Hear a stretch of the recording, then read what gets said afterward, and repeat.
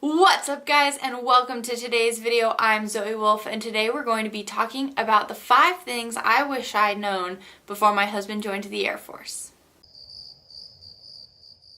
Number 1, how much control they have over your life. I knew there was a level of ownership that the military had over its personnel, but I didn't realize how deep it went, and I didn't realize how far it extends to dependence as well. I know my labor laws pretty well. I think it's always important as an employee to know your rights, and so I learned them very early on.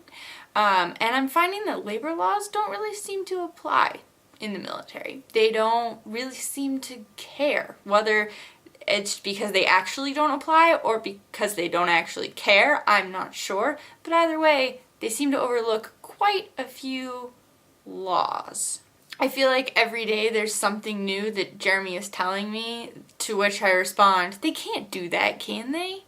It's pretty much as if your significant other has no rights at all while he or she is in the military. They basically signed over their soul for 4 or 6 to 20 years. And things can be different at different bases under different leadership. Obviously, some things won't be enforced as much as others or at all. And it just kind of really depends on your situation and your leadership. But from our experience and the experiences of a lot of our friends at other bases, the military pretty much owns your every move as long as you're in.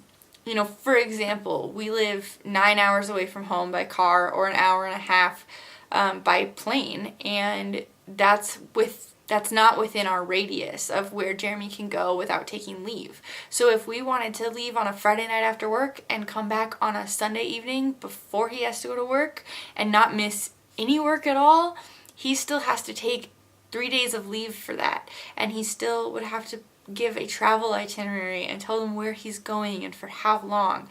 They keep tabs on him every second of every day.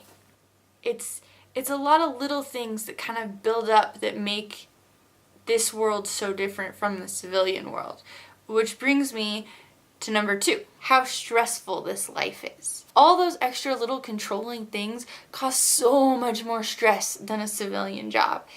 As someone who's worked both in the private sector and as a civilian for the Air Force, I've not only experienced it from Jeremy's perspective, but from my own. And I know that my situation is a lot different than his, being as that I am a civilian, the military does not own me.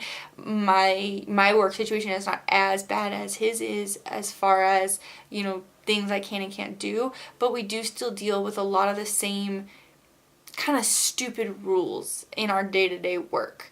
And there's so many times that me and my coworkers will sit there and just be like, why do we have to do this way?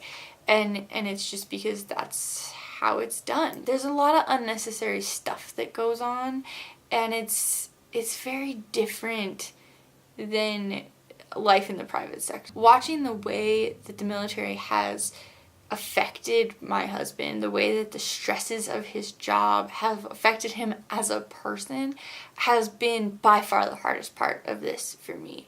And knowing that there's nothing I can do to help his situation just kind of makes it worse. Number 3, no matter how much research you do, nothing can prepare you for this lifestyle. You can watch a million YouTube videos, you can read all the books, listen to all the podcasts, read everything Google has to offer, and it still won't fully prepare you for everything you're going to go through. Everyone's situation can be so different that learning from someone else's experiences isn't necessarily going to help you with the experiences you're going to have. One of the reasons that I don't focus solely on informational videos and factual videos is that those facts change and those facts are different for everyone else. I try to do a lot more videos on kind of the feelings of going through certain situations, because those feelings are more universal than the facts and the information. And people kind of, it's easier to share a feeling and to share, to let you're not going through this alone than it is to say, these are the facts of how you do this. Because those might not necessarily be the facts for you. In your Air Force journey, it could be very different. Now, don't get me wrong. I loved all the research I did before Jeremy joined. I think it was incredibly helpful for me to learn as much as I could, and I went in feeling like I knew something, and that was great. But it didn't prepare me for everything. So do your research, learn everything you can possibly learn, but just know that just because I'm telling you something and how it went for me doesn't necessarily mean that that's how it's going to be for you. And with some things it will. You know, if your husband is going to go to the same tech school as my husband, you know, within the same year as my husband, a lot of the stuff is probably going to be pretty similar. You're probably going to have the same MTLs and the same rules and the same, you know, you have the same job, or he has the same job. It's going to be, you know, there are going to be certain situations that are going to be the same. BMT, for the most part, is going to be the same. But obviously still, even then with BMT, you know, his MTIs might have been harder than your husband's MTIs or vice versa. And so, like I said, the situations can be different. Some might be the same, but you can't always take everything you hear from other people at face value, because then you might be prepared for something that's not going to happen. You might be over-prepared, you might be under-prepared, but you kind of just have to learn to go with the flow. And you learn as you go. I'm learning new things every day. Number 4, there will still be financial struggles.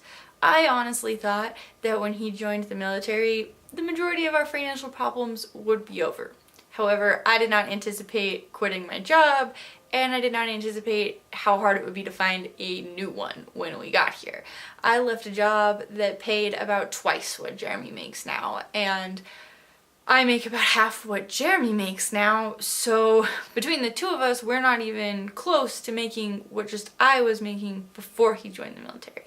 So it's been a little bit of a struggle for us to realize that we can't maintain the lifestyle that we were maintaining before, even though we have moved somewhere where it's cheaper, and everything's cheaper. You know, where we live is cheaper, our food is cheaper, gas is cheaper, everything is cheaper here, but we were used to a certain level of income that we no longer have. And so that's been a really big struggle for us, was adjusting to the money and learning to budget better and kind of staying on top of those things. And sometimes we fight about it. It's probably the number one thing we fight about is the stress of money, and you know, we're both pretty impulsive spenders, and it's like having to sit there and tell each other, no, like, you can't buy that, you can't spend money on that, and it's hard on both of us. And that was one of the things I wish I had kind of taken into consideration, was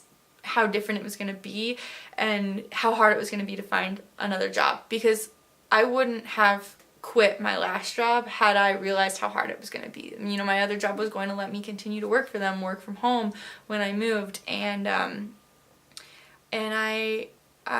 really liked that job, and I had a lot of fun working for that company, and working from home was great, and it would have been really nice to have been able to keep that, because, you know, now it's like I have a job and I love what I'm doing now, but I'm not making nearly enough money to, you know, live our lives the way we want to live our lives, and it's been so hard to find something that pays better, that's in a field I want to be in, doing, you know, what I enjoy. And so I do a lot of freelance work on top of my actual job, and it's so much more work than it would have been had I kept my job. And I wish that I had known how hard it was going to be before we got here, because, you know, I quit because I wanted the time to spend with my family and my friends before we moved, to get all the moving stuff together, to do all the moving, and to kind of settle in here. I wanted that time, and then I was going to start, you know, working again, and it was harder than I expected it to be, and that was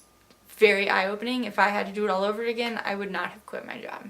Number 5, how normal life really is.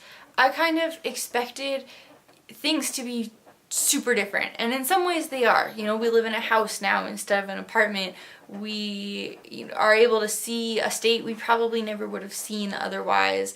I started doing YouTube because of this experience. There have been a lot of little things that have been solely because Jeremy joined the Air Force, and a lot of little things that I'm very thankful for. But at the same time, for the most part, things are pretty much the same. We both get up in the morning and we go to work. We come home, we eat dinner, we spend time together.